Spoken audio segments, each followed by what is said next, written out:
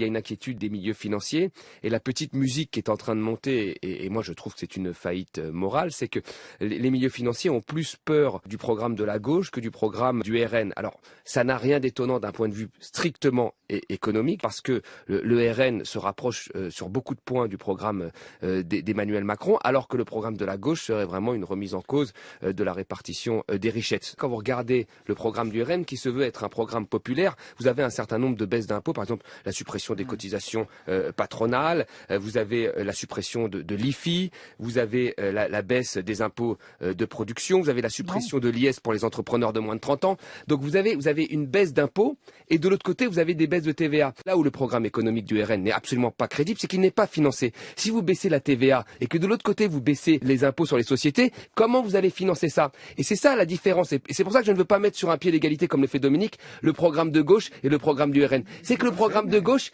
il est financé. Il est soutenu par des économistes très sérieux. Mais pourquoi il dérange une partie des milieux financiers, et c'est vraiment la musique qui monte, c'est qu'il entraîne un changement de la répartition des richesses. Mais quand vous dites des économistes mainstream, que vous considérez mainstream, soutiennent le programme de la gauche, on verra bien. Le retour à 60 ans, c'est des dizaines et des dizaines de milliards d'euros. Sur les retraites, pardon. La France est le pays où la durée à la retraite est la plus longue de l'ensemble des pays développés.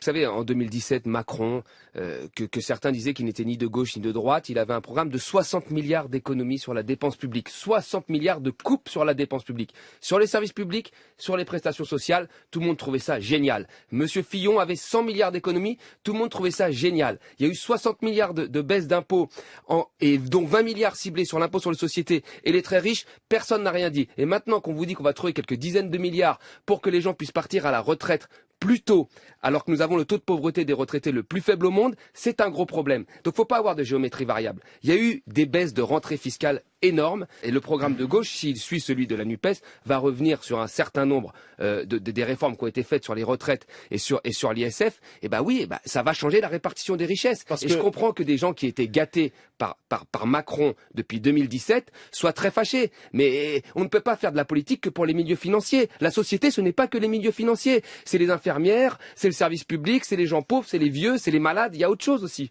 L'extrême droite se couche devant les milieux financiers. C'est ce qui s'est passé en Italie, c'est ce qui s'est passé en Hongrie, et c'est ce qui se passera probablement en France. Donc elle ne changera pas la vie des plus fragiles.